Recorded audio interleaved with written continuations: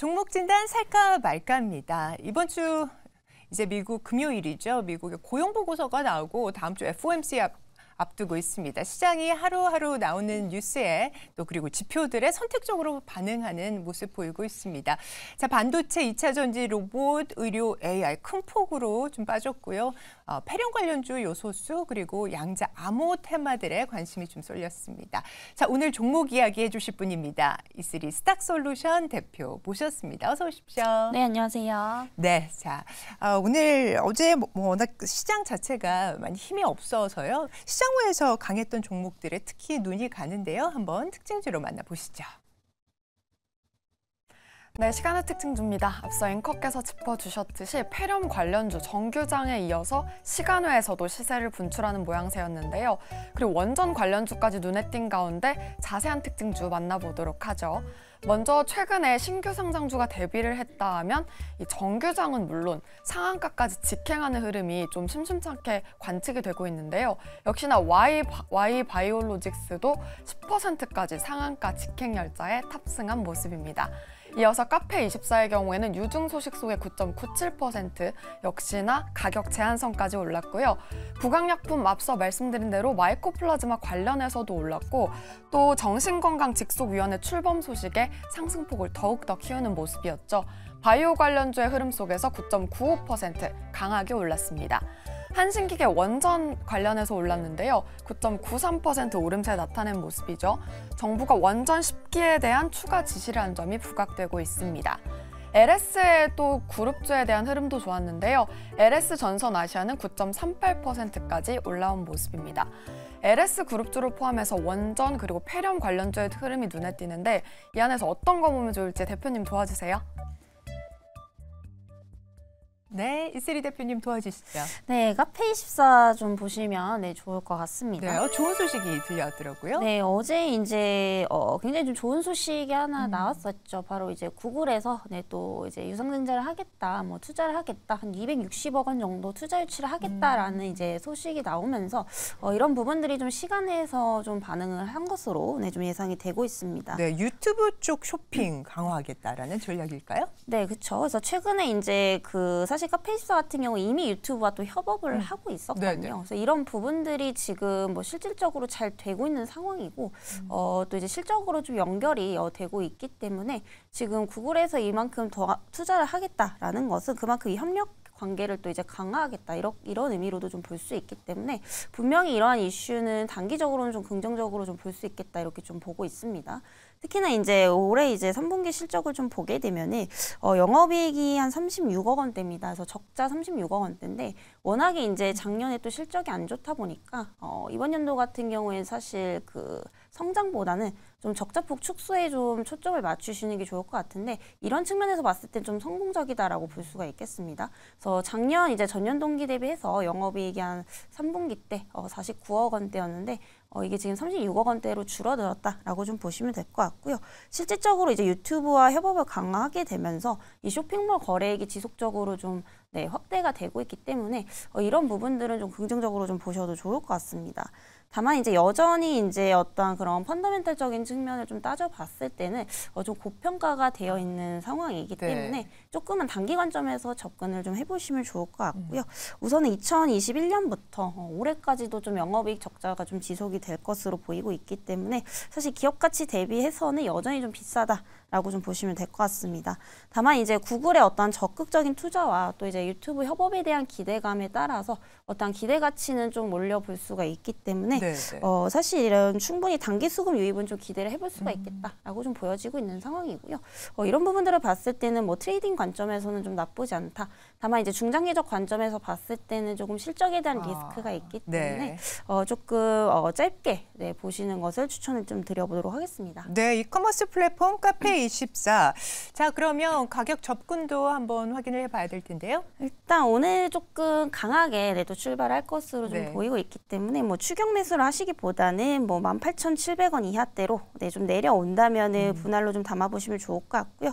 목표가는 조금 단기적 관점에서 25,000원대까지 참고를 해보시면 좋을 것 같습니다. 네, 단기적인 트레이딩 관점인 만큼 매수가 18,700원 이하에서의 방점이 좀 있는 것 같습니다. 참고를 해봐 주시고요. 주시고요. 자, 구글 투자 유치 소식 전한 카페24의 오늘장 흐름도 주목해 주시면 좋겠습니다. 자, 어제장에서는 외국인들 우리 시장에서 1,300억 순매수, 기관은 대신에 3,200억 매물을 내놓으면서 지수 끌어내렸습니다. 외국인과 기관이 담아내고 있는 종목들 살펴보시죠. 네, 먼저 외국인의 장바구니부터 확인을 해보시죠. KT의 경우에는 4거래일 연속 매수가 들어오고 있는데요. 3년의 어지럼을 뒤로하고 내년에 다시 질주를 노리고 있습니다. 네이버의 경우에는 3거래일 연속 매수가 들어오고 있는데요. 내년에 광고와 AI가 실적까지 이끌 걸로 기대되고 있습니다. 리노공업은 2거래일 연속 매수고요. MPU의 대장으로 꼽히면서 기대감이 커지고 있죠. LG에너지솔루션, 에코프로 이렇게 2차 전지 흐름도 관측이 되고 있는데 LG에너지솔루션 2거래일째, 에코프로는 하루째 보고 있습니다. 일단은 LG에너지솔루션의 경우에는 유럽 쪽에서 수요 회복이 기대가 되고 있고요. 북미양 효과도 톡톡히 관측이 되고 있습니다. 에코프로의 경우에는 비상장 자회사가 실적이 악화되고 있지만 앞으로의 흐름은 좀 긍정적이다라고 보여지고 있습니다. 다음으로 기관의 특징주도 만나볼까요? 네, 먼저 기관에는 현대, 롯데미 가장 눈에 띄는데요. 8거래일 연속 보고 있습니다. 철마는 과연 달릴 수 있을지 지켜보시고요. 고려아연의 경우에는 6거래일 연속 매수가 흘러 들어오고 있는데요. 간절히 바라면 이루어진다고 하죠. 최근에 캠코 지분이 확대되는 것이 기대가 되고 있습니다. LNF 역시나 기관도 2차 전지를 보고 있는데 6거래일 연속 매수 들어오고 있습니다. 결국에는 이 저평가가 해소가 되면서 차가운 겨울 끝에 봄이 기대가 되고 있습니다. 솔브레인은 4거래일 연속 매수 보고 있는데요. 메모리 바닥권을 탈출할지 기대감이 모아지고 있죠. 원전에서 또 두산 에너빌리티 시간회에 이어서 기관의 관심도 집중이 돼 있는데요. 2거래일째 이어지고 있고요. 또 물이익은 과실을 거둘 것으로 보여지기 때문에 고진감래 아이콘으로 뜰지 지켜보시기 바라겠습니다. 이렇게 2차 전지 흐름이 좀 관측이 되는 가운데 2차 전지 쪽 봐야 될까요? 똑부러진 재은 아나운서의 종목 브리핑이었습니다. 우선 외국인 수급 들어온 종목부터 살펴볼게요. 네, 오랜만에 이제 어제 또 KT가 또 상승이 나온 만큼 좀 보시면 좋을 것 같습니다. 네. 다만 이제 통신 3사도 좀 기대치보다는 좀 전망이 굉장히 좀 어두운 뭐 그런 상황들이 좀 지속이 되고 있는데 사실 KT 같은 경우에는 그 통신 3사 비교했을 때 배당 관점에서는 좀 나쁘지 않다라고 좀 보고 있습니다.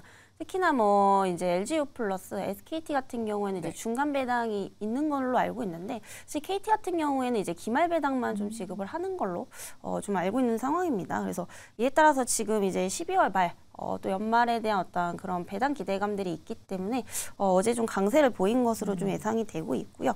다만 이제 그 통신업에 대한 어떤 업황에 대한 전망 자체는 조금 좋지 않은 뭐 그런 상황이기 때문에 너무 지나치게 좀 중장기적으로 보시기보다는 배당 관점에서 접근을 해보시면 좋을 것 같습니다.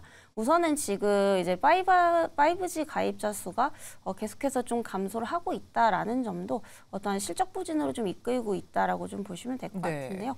실질적으로 KT 같은 경우에 이제 3분기 영업이익에 이런 부분들이 좀 드러나고 있습니다. 그래서 올해 이제 3천억대 이제 3분기 때 영업이익을 이제 달성을 했는데 작년 이제 4,500억 원대에서 굉장히 좀 많이 줄어든 뭐 그런 상황이다라고 보시면 될 것 같고요. 또 지금 이제 정부에서 통신비 규제가 또 지속이 되고 있는 뭐 그런 상황입니다. 그래서 지금 현재 뭐 5G 가입자 수도 계속해서 좀 감소를 하고 있는데 정부에서 뭐 통신비까지 인하해라 이런 압박까지 좀 받고 있는 상황이기 때문에 여러모로 뭐 상황이 좋다라고 좀 볼 수는 없고요. 또 내년 4월에 이제 총선이 있습니다. 추가적으로 이 통신비 인하에 대한 공약까지 또 부각이 된다면은 이런 부분들이 좀 리스크로 작용을 할 수 있겠다라고 좀 보고 있는 상황이고요. 다만 이제 최근에 KT 같은 경우에는 완전한 또 이제 통신업으로 보기는 좀 어렵습니다. 최근에 이제 AI 산업 쪽에 굉장히 좀 많은 투자를 하고 있고요. 최근에 이런 부분들이 좀 실적으로 많이 가시화가 되고 있는 상황인데 지금 현재 AI 사업 같은 경우에 누적 수주가 한 8천억 정도를 또 달성을 하고 있고 2027년까지 봤을 때 한 7조 원 정도를 더 투자를 할 것으로 좀 보이고 있죠. 다만 이제 지금 뭐 KT도 마찬가지고 통신업들 같은 경우에는 이제 아직까지 시장에서 이런 AI 관련주라기보다는 좀 통신업으로 인식되는 경우가 그렇죠. 굉장히 좀 강하기 때문에 이런 부분들이 앞서 말씀드린 요인들이 좀 리스크로 작용을 할 수 있기 때문에 상단에 조금 제한이 있을 것으로 보이고 있습니다. 자, 연말 배당 관점에 접근 말씀을 주셨다면 주주 명부가 확정이 되는 연말까지 홀딩인가요? 아니면? 일단은 내년 이제 상반기까지는 조금 홀딩을 하셔야 되지 않을까라는 좀 생각이고요. 예. 우선은 배당 관점에서 봤을 때 이제 한 작년이랑 비슷할 것 같습니다. 그래서 주당 한 1,960원대 로 좀 보이고 있는 상황인데 네. 사실 배당 관점에서는 메리트가 굉장히 좀 큰 편이죠. 다만 이제 아까 말씀드렸던 업황에 대한 부분들은 조금 좋아진다라고 보기는 어렵기 때문에 너무 지나치게 좀 보유를 하기에는 좀 리스크가 있다. 저는 좀 이렇게 보고 있는 상황입니다. 네네. 자, 목표 주가는 어떻게 보십니까? 네, 우선 어제 이제 33,950원이야. 33,950원에 이제 마감이 됐는데 34,000 이하대에서 네, 좀 잡아 보시면 좋을 것 같고요. 목표가는 한 37,000원대까지 좀 참고를 해보시면 좋을 것 같습니다. 네. 10% 정도의 상승 여력 플러스 배당 이렇게 보시는 거군요. 자, 그러면 기관 수급 들어온 종목도 한 종목 살펴보겠습니다. 네, 솔브레인 보시면 좋을 것 같고요. 이 종목 같은 경우에 최근에 이제 흐름이 굉장히 좀 좋습니다. 네. 특히 이제 반도체 쪽에서 좀 덜 올랐던 이런 섹터를 좀 보면 바로 부품이나 이제 소재 쪽이다라고 좀 보시면 될 것 같은데요. 이 솔브레인 같은 경우에는 이제 반도체 또 소재 기업이다라고 좀 보시면 될 것 같습니다. 그래서 뭐 삼성전자라든지 SK하이닉스의 뭐 CMP 슬러리를 좀 공급 중인 회사라고 좀 보시면 될 것 같고요. 이 CMP 슬러리라는 게 웨이퍼 공정에서 이런 오돌토돌한 표면을 좀 매끄럽게 해주는 그런 기술이 있다라고 좀 보시면 될 것 같고요. 이에 따라서 후공정에서 지금 반드시 필요한 기술이다라고 좀 보시면 될 것 같습니다. 그래서 최근에는 사실 좀 실적이 안 좋은 편일 수밖에 없는 게 최근에 이제 반도체 감산이 굉장히 좀 적극적으로 이루어졌었죠.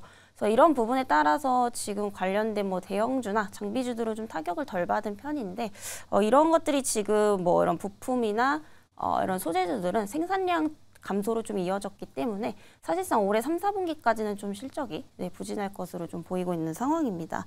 다만 이제 감산으로 인해서 지금 반도체 업황이 점진적으로 좀 좋아지고 있는 상황이고요. 그래서 이런 부분들을 좀 보게 되면은 내년부터는 조금 감산을 줄일 것으로 좀 보이고 있고 뭐 중소형 장비주들 이후에 뭐 순차적으로 이런 부품이나 소재 쪽이 순서대로 좀 오를 가능성이 상당히 높다라고 좀 보고 있는 상황입니다.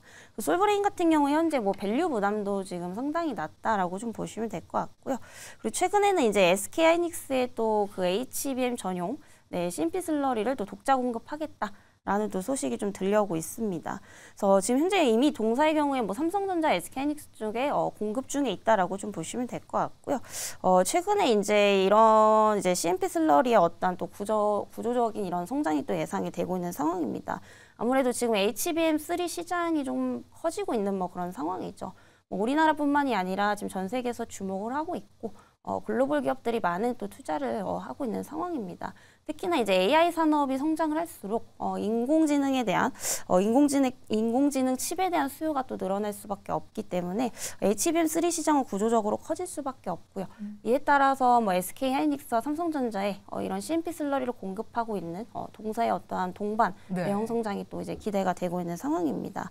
그리고 최근에 이제 디램 업황이 또 이제 연말 그리고 연초부터 또 이제 회복이 될 것으로 보이고 있습니다. 그래서 솔브레인 같은 경우에는 뭐 CMP 슬러리도 지금 공급을 하고 있지만 굉장히 그 고부가 소재들을 많이 제조를 하고 있거든요. 그래서 뭐 하이케이도 제조를 하고 있고 최근에는 뭐 이제 DNF라는 또 이제 방막 재료 기업을 또 인수를 하게 되면서 이런 시너지 효과가 좀 기대가 되고 있는 상황입니다.